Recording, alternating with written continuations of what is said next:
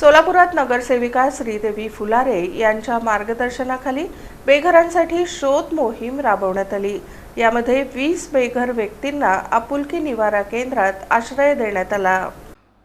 सोलापूर महानगरपालिका आपुलकी बेघर निवारा केंद्र, जय भारत माते सेवाभिवृद्धी संस्था आणि सोलापूर शहर पोलीस प्रशासन यांच्या संयुक्त विद्यमाने शहरातील विविध भागांमध्ये बेघर व्यक्तींची विशेष शोध मोहीम राबवण्यात आली। महापालिका आयुक्त आणि उपायुक्त यांच्या आदेशानुसार तसंच नगरसेविका श्रीदेवी फुलारे यांच्या मार्गदर्शनाखाली ही मोहीम पार पडली।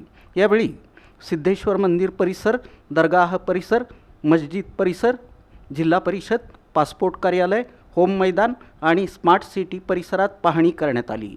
या मोहिमेदरम्यान एकूण 20 बेघर व्यक्ती आढळून आल्या।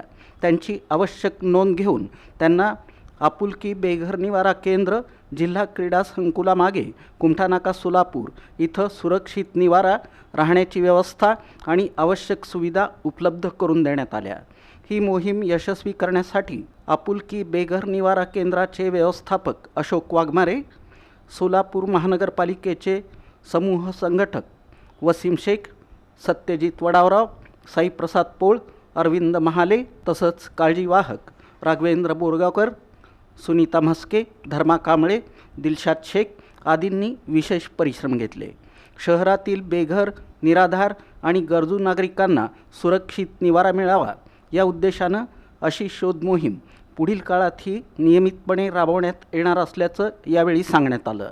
सोलापूर शहरातील डफरीन चौक सिग्नलजवळ रेल्वे स्टेशन, सिव्हिल हॉस्पिटल परिसर आणि इतर भागात आजही बेघर व्यक्ती आढळून येतात।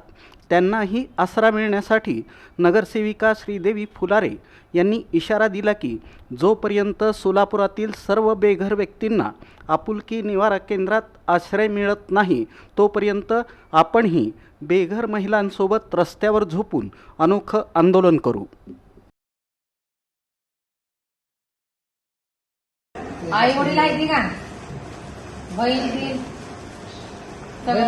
पुण्यात काय करते बहीण सांगते?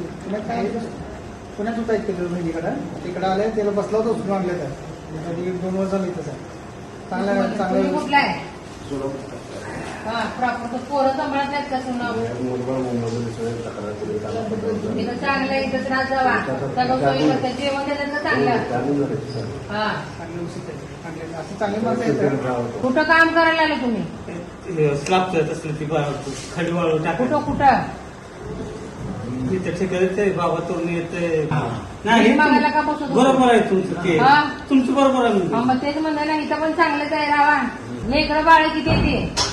3 पोरं आहेत. हा, लग्न झाले तर नाही ते? थोड्या पोरं लगीन झालंय, हा 7 महिने झाले थोडं मागतील।